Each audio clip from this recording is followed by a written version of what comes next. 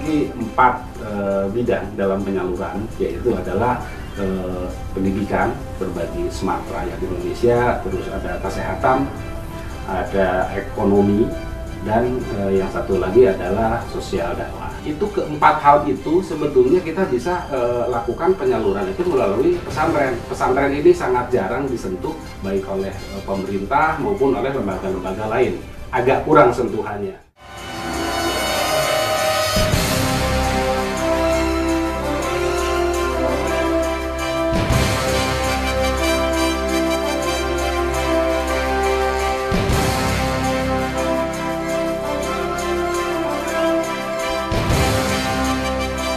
Pemilihan kita menyalurkan melalui pesantren karena di pesantren itu umumnya mereka kan tidak melanjutkan ke perguruan tinggi menjadi pejabat, tetapi mereka adalah harus bisa hidup.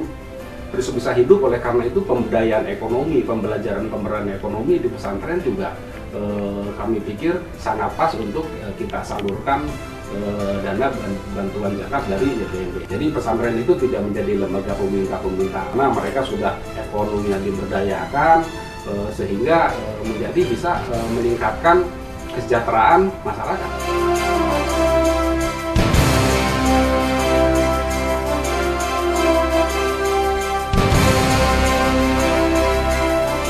Untuk mengawali piloting program melalui pondok pesantren, kita sudah meluncing program ataupun sudah melaksanakan program di pondok pesantren Zaid bin Sabit di Kecamatan Setu Bekasi dengan program penggemukan domba atau kambing senilai 110.255.000. Program berbasis pondok pesantren yang kita bentuk dalam 4 program utama. Yang pertama adalah program beasiswa pondok pesantren.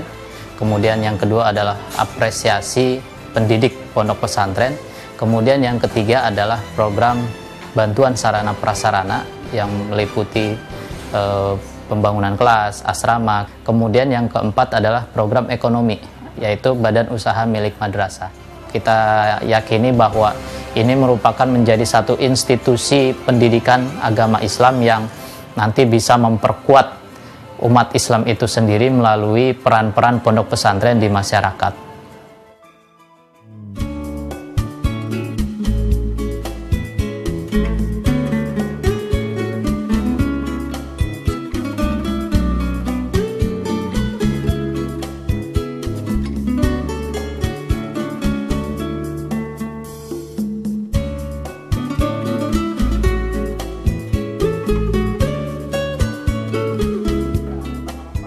Assalamualaikum warahmatullahi wabarakatuh.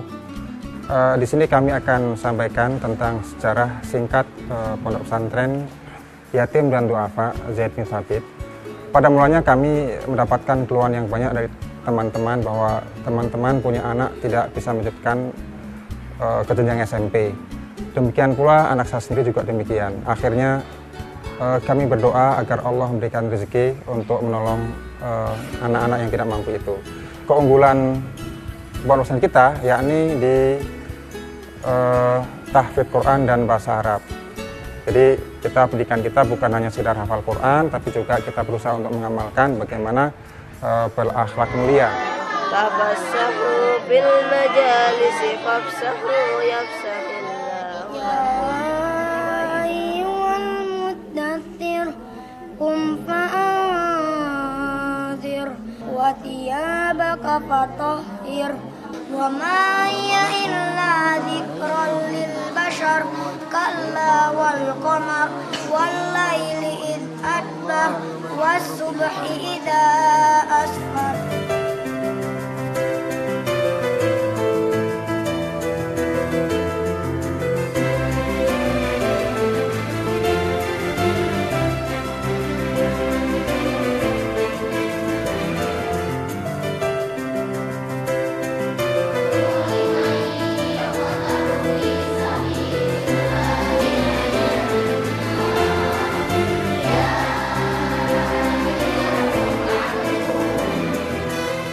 Karena kan pondok pesantren ini dikhususkan untuk anak-anak yatim dan duafa dan mereka gratis. Oleh karena itu kita punya beberapa usaha pengobatan tibu nabawi.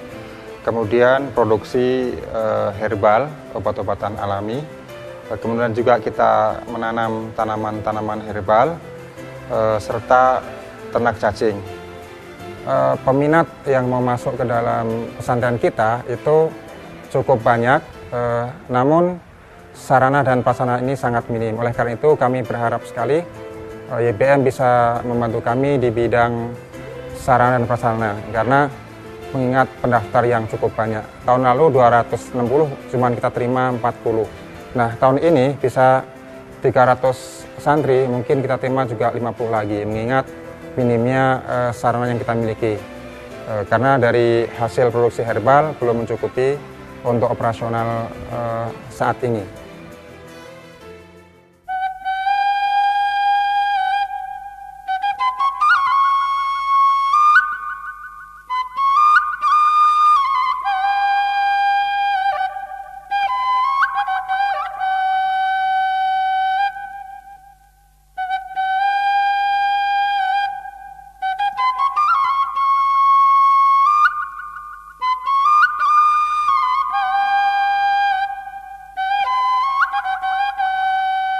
Mulai dibangun ini pesantren tahun 1895.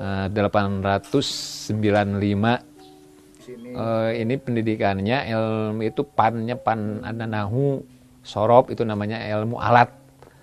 Pan sorob juga pan tauhid, pan fikih, pan tasawuf, juga tafsir hadis.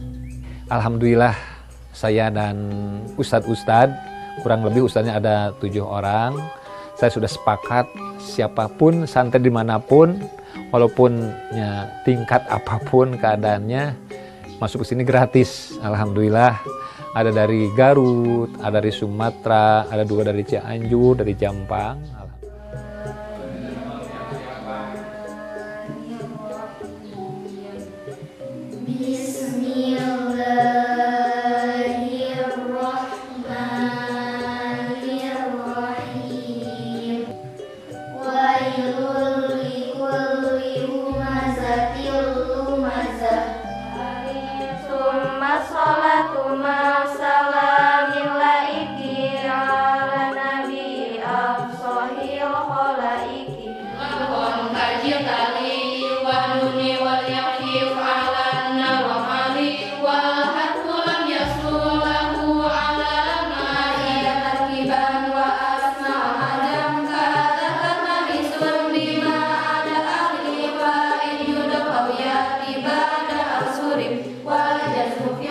Ya, waktu survei dari YBM ke sini ya melihat MCK di sini ya belum ada sebetulnya.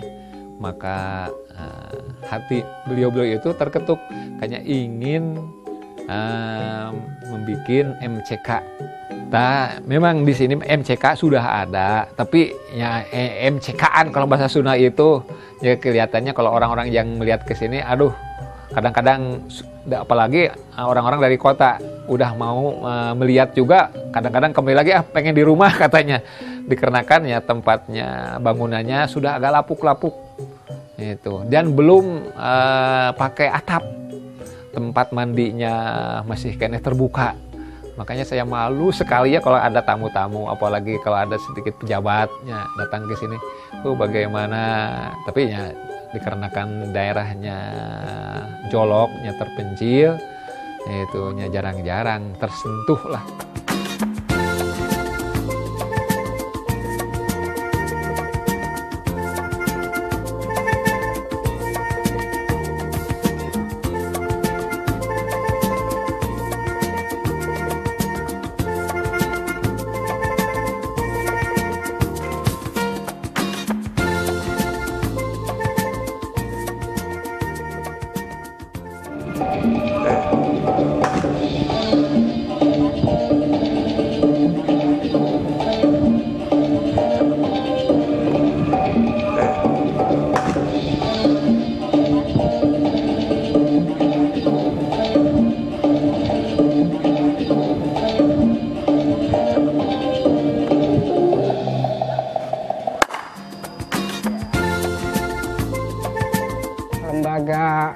Bina Putra Utama ini berdiri pada tahun 2003 dan sekarang mengelola SMA dan pendidikan non formal.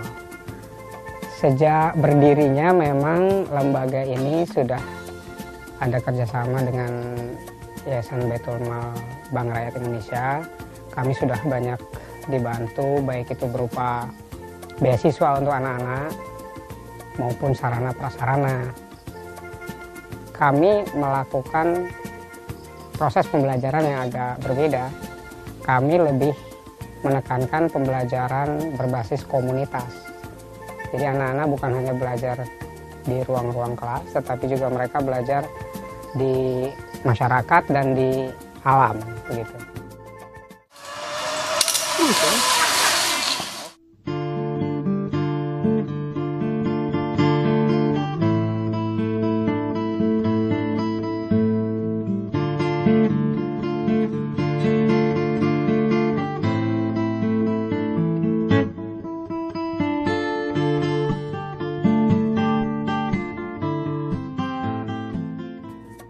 Selain menggeluti bidang pendidikan, SMA Bina Putra ini juga membudidayakan tanaman ataupun perkebunan.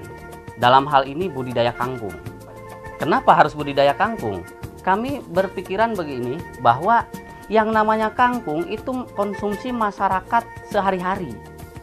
Yang mana kangkung tersebut selain harganya terjangkau, seperti halnya tempe dan tahu lah, kangkung tersebut masa tanamnya singkat, sekitar minimal 15 hari sudah panen, maksimalnya 18 hari itu sudah masa panen. Nah, kangkung ini ditanam di areal perkebunan SMA Bina Putra yang luasnya 2,5 hektar dari total 3,5 hektar lahan yang kita punya. Dari hasil budidaya kangkung ini, sekolah bisa mendapatkan hasil ataupun income per panen itu 500.000. Kangkung ini tiap hari panen. Kangkung ini tiap hari panen.